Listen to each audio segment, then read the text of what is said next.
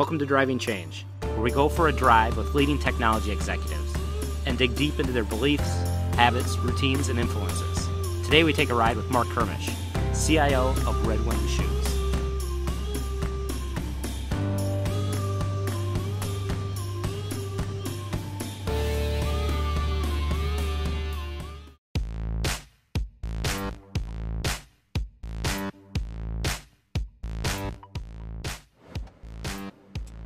How's it going? Good, how's it going? Pretty good. Good to see you. Good to see you. You ready to go for a drive? I am ready to go for a drive. Give you a tour of Redwing. That sounds awesome. We met each other, was it mid-90s at techies.com?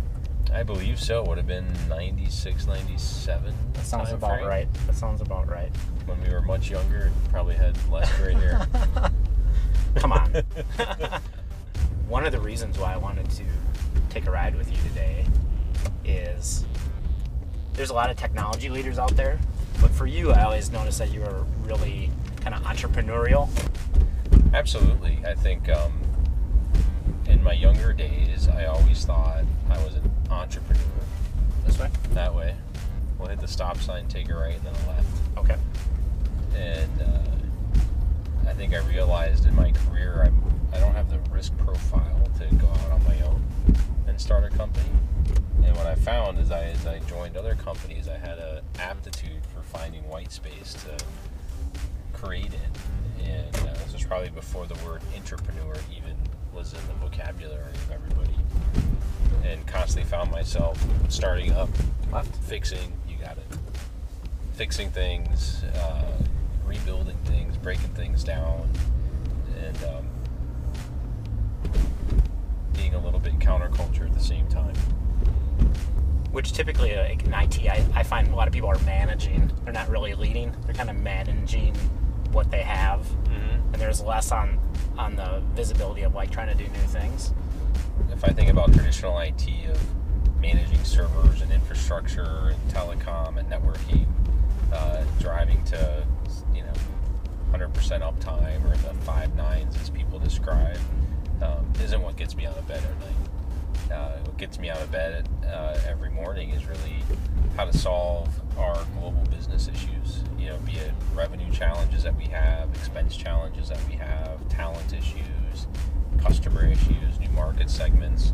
Every single one of those in this day and age requires some sort of technology. Sometimes technology is an enabler, sometimes it's the actual product you're selling. That excites me about technology. Do you think that's changed since 10, 20 years back, the way IT was looked at? Absolutely. I think 10, 20 years ago, IT was looked at as the guys who provided you your computer and your telephone and your printer. And there wasn't focus on productivity within the workplace like there is today. And if I had to kind of pick an area of what really drove technology forward was the need to reduce expense and drive productivity up, and the need to provide better analysis of how your business is doing on the reporting end, which led to the big enterprise resource planning software packages like SAP and PeopleSoft and all of those fun things. But at the end of the day, it was to automate manual tasks. And I think that's what helped drive technology from pure desktop support and telecommunications into true computing.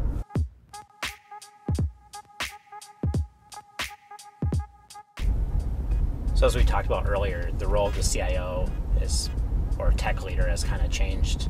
How would you define the role of the CIO from your perspective? I think there are two critical aspects of the role of the CIO.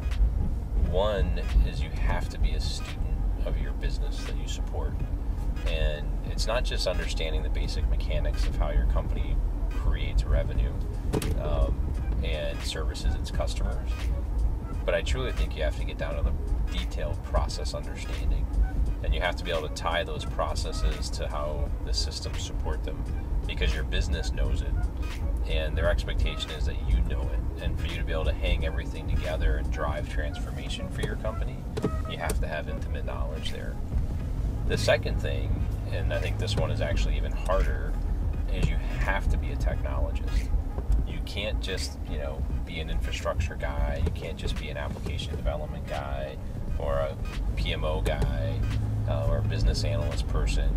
But you truly have to know all of it and be able to piece it together, because it's changing so rapidly and it's converging so quickly that if you get out of touch or out of step with that, you are going to quickly find yourself supporting a legacy architecture or legacy systems.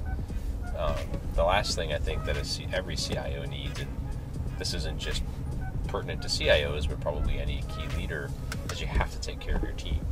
Yeah. And you have to understand how to motivate, retain, attract, and grow your talent. And it's not just within IT, but it's really the broader sense of the team within your organization. Probably one of the biggest things I do every day is educate Redwing on technology and how to drive technical transformation for our business. And that's exhausting and exciting at the same time, because you're carrying the weight of the business on your shoulders.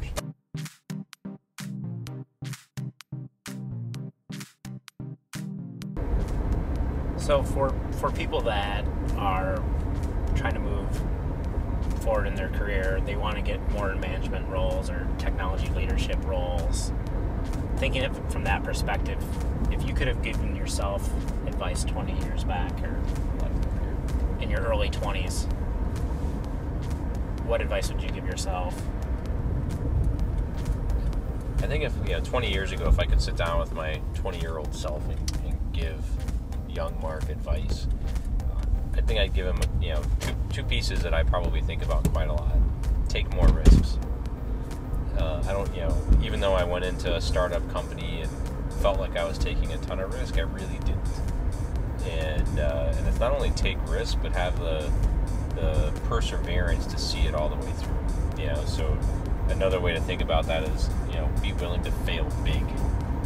And I don't think I ever quite took enough risk where I put myself in a position to fail big. I think the other thing is, the time to move around the country or around the world and truly experience different cultures, different companies, or put yourself in the hotbed of your industry is when you're in your 20s. There's no commitments for you to worry about. Yeah. And being a technologist, the mecca for technologists is always going to be Silicon Valley, and or to a smaller extent Seattle. I wish I would have actually taken some of the opportunities presented to me to actually go out and experience living at the very bleeding edge of technology.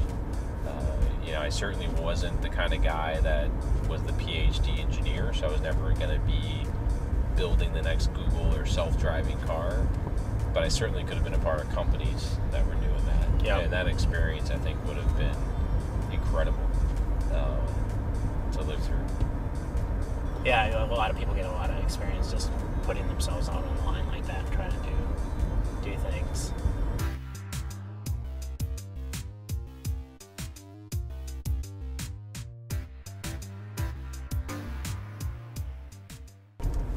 Where do you get your inspiration? Sure. So, I'd say my inspiration ultimately comes from two places. One is incessant curiosity about life, and the second is a hyper-competitiveness that I've got. And that second one, I think, feeds the first one in many ways, and it really comes through my outside work activity, which is cycling, as I'm an incessantly curious person who wants to get more and more competitive as I age in the sport of cycling.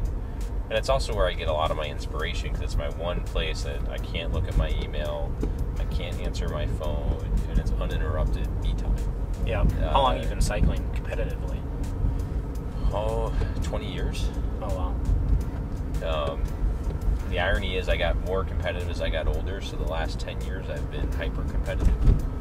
Spending 15 to 20 hours a week on the bike, racing 30 to 40 times a year. Only in this last year have I been forced to slow down just due to too many competing priorities. Yep. So when you're on the bike and you're riding, is that a time that you are thinking of nothing, thinking of work? Yes. Cycling's a pretty quiet sport, right? I mean, you're with yourself. It is a quiet sport, and I think I go through both. There are times where I'm just pushing hard, and it's the one time that I literally don't have the energy to think. We'll go straight. Okay. And it's when you're done, because you had that mental break, you're recharged, and you can then go tackle a problem.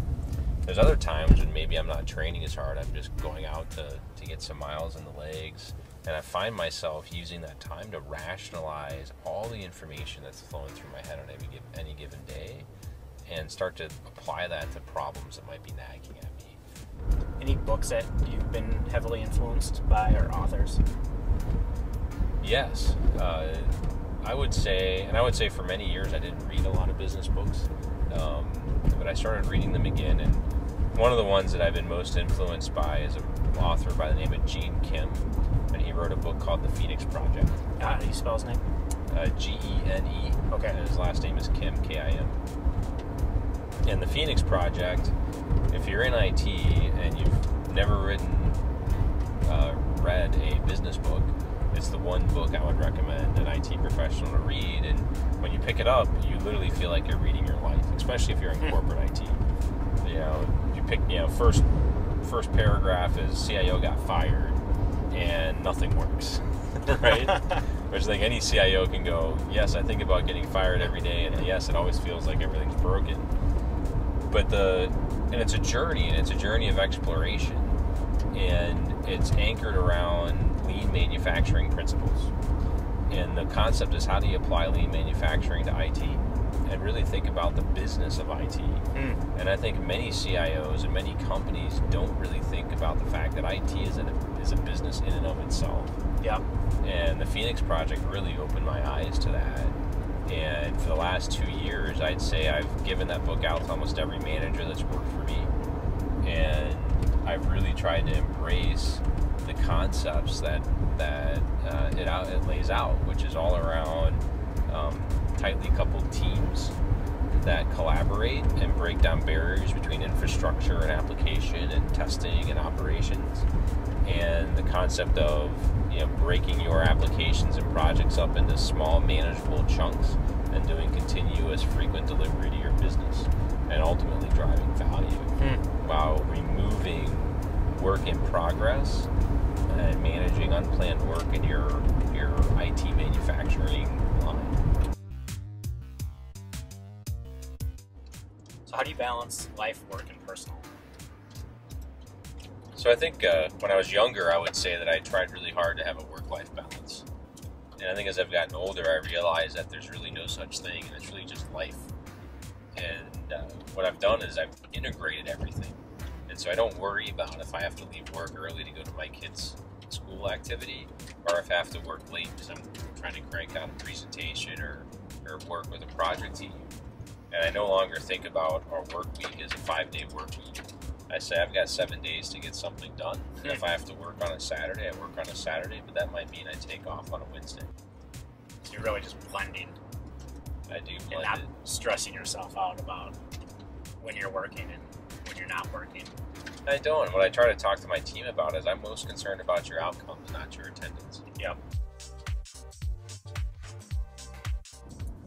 So I think a lot of people don't think of work like they think of training for a sport. And when you're at work, a lot of times I think people just perform. But in any sport that you're in, you typically train a lot of times, and then you go and you perform. What's your perception on that? How do you look at training within the job and performance in the job? I actually really like the analogy that you're bringing to the table. It's not something I've actually thought about, but listening to that question, I'm sitting there thinking about the energy that I put into how I train for cycling. It's a 24/7 ritual. And with work, it really is the same way. All of the articles I read, the time I spend networking and talking with my peer group, the time I invest in learning my business and spending time with my business partners, in some respect, is all training for me to take back to my team so we can execute on our big game day, which is delivering a project. That's actually a mind shift I might have to think more about. All right. Well, hey, thanks a lot. I appreciate it. Thank you, sir. It was great. Yeah. Enjoy your day. Have a safe drive home. Sounds good.